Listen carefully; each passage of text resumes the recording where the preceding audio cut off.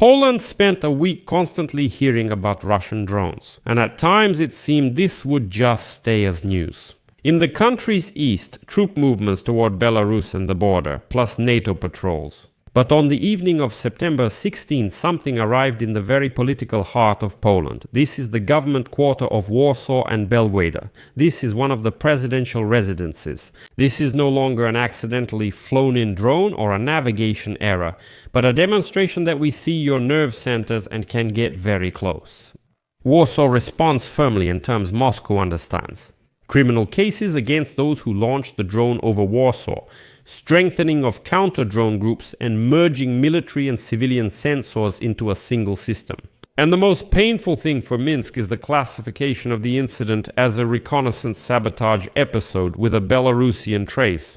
Well, new details about the attack on Warsaw have emerged here, which we will discuss and analyze in this episode. My name is Alexei Pechi, and before we start this episode, I ask you to subscribe to this YouTube channel and like this episode, because it is very important for promoting this video. So, Polish Prime Minister Donald Tusk publicly confirmed that on September 15, the State Protection Service neutralized a drone that was flying over Parkova Street and Belvedere. 2 Belarusian citizens were detained and police are investigating the situation. This phrase from Tusk was almost said in passing, but it contains 3 important markers. First, the location, not somewhere over Warsaw, but over the government quarter and the president's residence. Second, the verb. It was neutralized, meaning the drone didn't just fall or fly away on its own, it was taken down. Deliberately, which indicates a proactive stance. And third, passports. 2 Belarusians have been detained, right away, without any complicated maneuvers, without "we are studying the situation" and so on. There is already information that supposedly there are citizens of Ukraine and Belarus involved, but this is still being verified. That same day, Polish Foreign Minister Radosław Sikorski separately explained Warsaw's logic. During the whole drone week, quote, "About 24 devices entered Poland. Interestingly, all of them turned out to be empty. This is a classic test of our reaction, how quickly our fighters and allied air defense crews can respond, in my opinion. If there had been casualties, the response would have been much tougher." Another key point from Sikorski, this time on strategy rather than Warsaw, quote, "We should seriously consider intercepting Russian missiles and drones while they are still over Ukrainian territory. Technically, NATO and the European Union are capable of doing this, but such a decision is only possible together with our allies."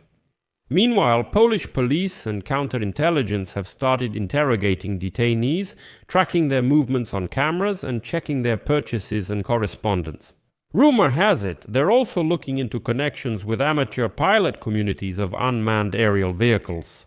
Well, supposedly, under the guise of a hobby, it's easy to film a test flight or record the geolocation of a secured perimeter in the capital of Poland.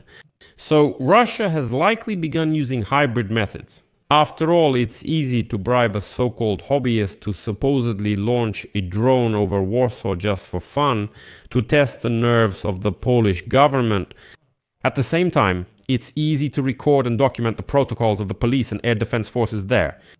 What changed with this drone incident over Warsaw? Well, first of all, the discourse.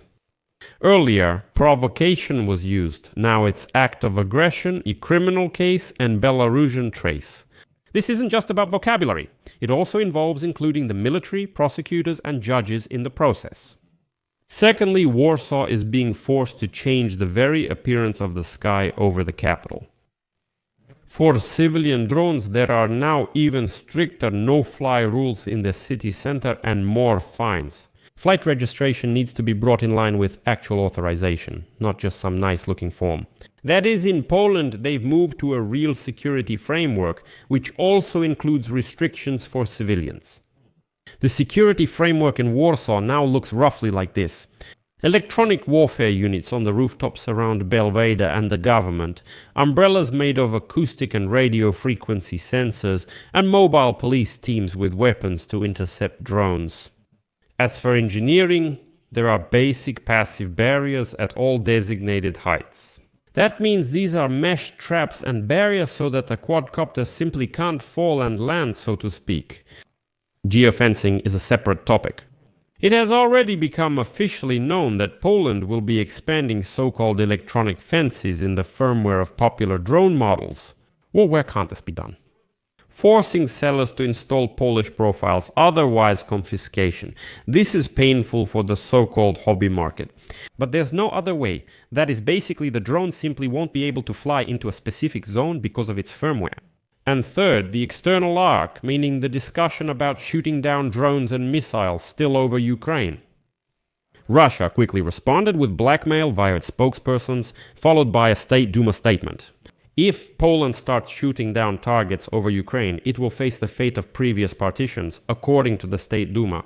They're basically threatening Poland with war and dividing its land, similar to World War II. With such wording, Moscow is simply trying to scare NATO away from the idea of closing Ukraine's western airspace, but in fact they're achieving the opposite. Because they are giving Warsaw a rock-solid argument.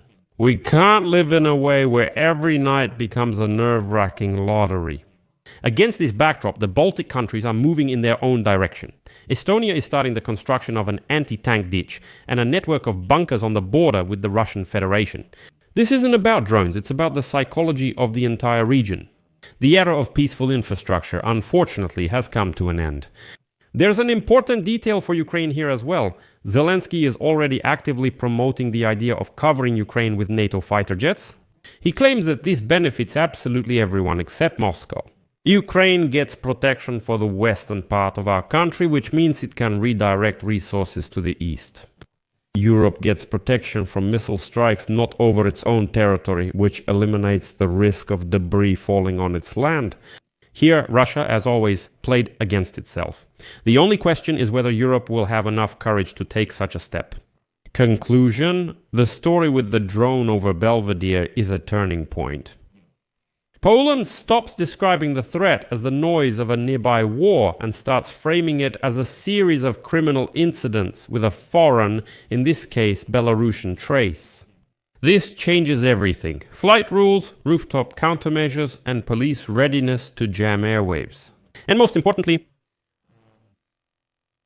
Poland has started talking to Moscow and Minsk in a language they understand. There will be interception, a trial, a verdict, and punishment for everyone involved. The more loudly Moscow threatens Poland's division, the more support Warsaw receives. Some in NATO will say we must close the sky over Ukraine.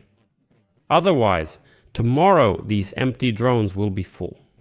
They will begin attacking NATO countries' civilian infrastructure. And if Moscow keeps threatening, there will be more and more arguments in favor of exactly this kind of decision.